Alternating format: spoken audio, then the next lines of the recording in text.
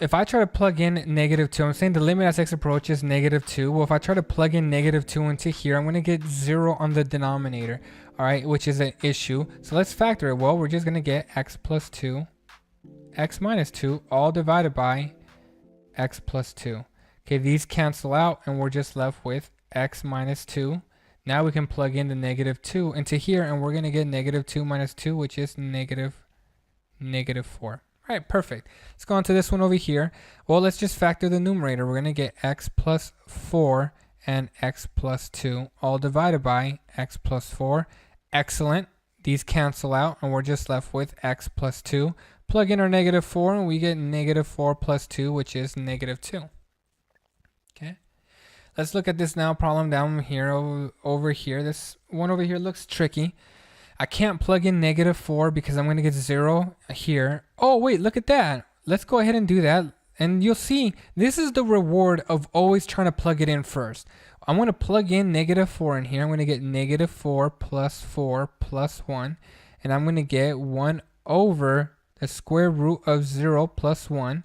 So I'm going to get 1 over 0 plus 1. Well, what's 0 plus 1? It's 1. So I get 1 over 1, which is just 1. As you could see, I almost thought I was going to have to multiply the top and bottom by the conjugate pair. All right, I thought I had to do this right here. -1, the square root of x plus 4 minus 1, right? The opposites. Well, I didn't even have to. I just plug it in, check. Here, well, what happens if I just plug in -4? I only care about the denominator to see whether I get 0 or not, and I don't. Another example. So I'll plug it in. -4 plus 5 divided by -4 minus 4. I get 1 divided by -8. That's it. I'm done. These are coming out rather too nice. All right, let's look at this here. The limit as x approaches pi of the tangent, right? Well, let's just plug in pi, and we get tangent of pi over 4. Well, if we look at the unit circle, okay, pi over 4 is right here, which is at 45 degrees. And this is the square root of 2 over 2, square root of 2 over 2. Well, tangent is sine over cosine. And since we're looking at pi over 4 at 45 degrees, pi over 4, right? The x is my cosine and the y is my sine.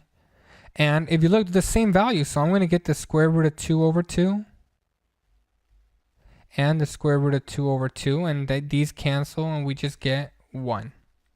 Okay.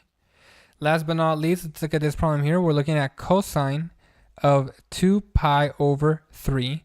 Well, that's this point right here, 2 pi over 3, and we're going to get, right, down below here, we're not moving at all. For the x value, we get 0, and we're down in the negative y section, right? This is like an x and y coordinate point. Okay. This is -1, so -1 for y. Well, cosine is the x coordinate, so this is just 0.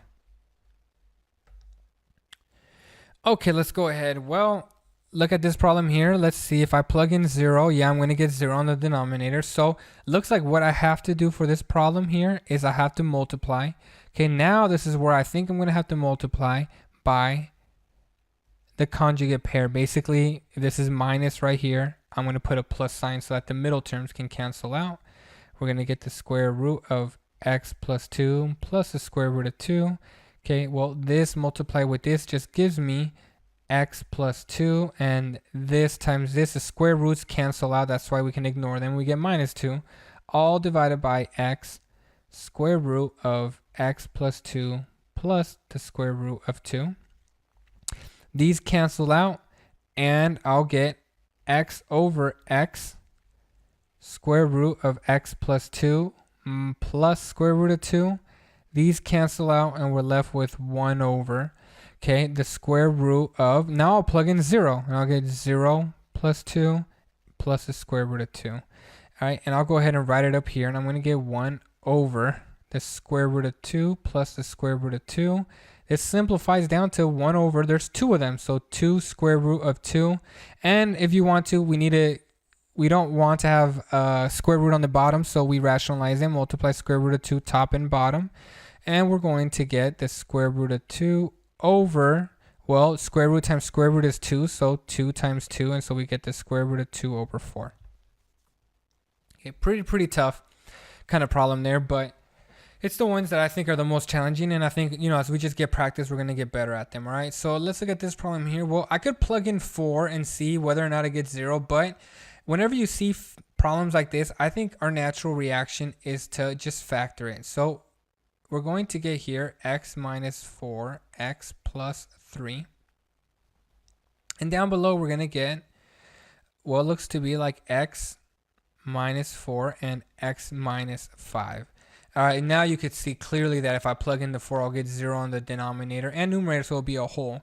This cancels out, and we're going to get x plus 3 divided by x minus 5. Let's go ahead and plug the 4 in, and we're going to get 4 plus 3 is 7 divided by 4 minus 5 is negative 1. So I get negative 7. Okay, let's go ahead and do these problems over here. Again, I want to focus on the numerator, right? I want to simplify the numerator into a single fraction. So I'll go ahead and write this down over here. We need to multiply it over here by x and over here by 3, so we get like terms. So I'm going to get 3 minus x over 3x, all divided by x minus 3. Again, I'm going to pull out a negative, and we're going to get x minus 3 there, divided by 3x, all divided by x minus 3.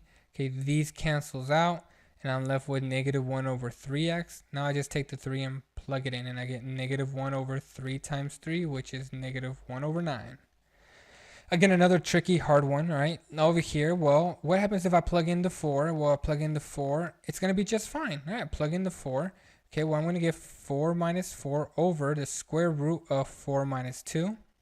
4 minus 4 is 0 divided by square root of 4. Oh, it's 2 minus 2, which, oh, would you look at that? We do get 0 over 0. I underestimated this problem. So, good. I plugged it in. It didn't work out. So we are going to have to do some tricks here. All right. And so let me just go ahead and write it down below here one more time. And basically what we have to do is do exactly what we did on the previous problem. So here we have the square root of x minus 2. I'm going to have to multiply top and bottom by the square root of x plus 2. Just the opposite, just like before. Okay. And I'm going to get, well, ignore the numerator for a minute and let's look at the bottom. Okay, square root of x times square root of x is going to give me x. Okay. And negative 2 times 2 gives me minus 4. All right. On the top, I have x minus 4 and I have the square root of x plus 2. Now you can see these cancel, and I'm going to get the limit as x approaches 4, and we're going to get the square root of x plus 2. All right. And we plug in the 4 now, and we're going to get the square root of 4 plus 2. And so we're going to get 2 plus 2, which is indeed 4. All right. So this answer here is 4. Go ahead and try this one. Well, let's see, the limit as x approaches 0. Well, that means we have to plug in 0. And if I plug in 0 here, I don't get 0 on the denominator. So let's just plug it in. We're going to get 0 to the third minus 0, all divided by 0 minus 1. And I get 0 over negative 1. This is okay. As long as I don't get 0 on the denominator, I'm just fine. So my answer is just 0. Okay, here, let's plug in 1. And for everything, right? Well, ln of 1 divided by 1. Well, the ln of 1, okay, the ln of 1 is just 0 over 1, which is 0. If you're wondering why the ln of 1 is 0, well, remember I told you y is equal to e to the x and y is equal to ln of x. These are inverses of each other. All right, so if I'm asking you, well, what is your y value when I plug in 1? Well, since they're inverses, let's plug in 1 for the y. 1 is equal to e to the x. So what is the x value so that I get 1? Well, it has to be e to the 0, right? Because anything raised to the 0 power is 1. That's why ln of 1 is 0. Okay. Let's go ahead and look at these last example problems right over here. So I see that there's an 8, there's a dilation of 8 right here. All right. And what I want to do is let's just distribute the 8 across, hopefully from everything on the numerator. So we're going to have 8. I'm going to go ahead and put some parentheses. I know this will be h squared. Okay. 40 divided by 8 is 5. So I know this is going to be plus 5h plus, and this clearly has to be 4, right? Because 8 times 4 gives me the 32. Okay, we are in business. This is all divided by h plus 4. Factoring the top, I get 8. We're going to get x, h plus 4, and then h plus 1, all divided by h plus 4. These cancels out, and I'm left with 8, h plus 1. Now I can take the negative 4 and plug it in. I get 8 negative 4 plus 1. And I get 8 times negative 3, which is negative 24. Okay. Oops. Negative 24. If we look at this problem over here, kind of the same idea. Well, again, as we plug in infinity, we're going to get a really huge number, right? A really big number. It just keeps getting bigger and bigger. Well, this is 3 to the x. This is exponential. This is going to grow way faster than any polynomial equation. So this is going to be more huge. And since it's going to be more huge on the denominator, right, this is going to get closer and closer to 0. Okay, there it is. I went over all the homework problems and everything.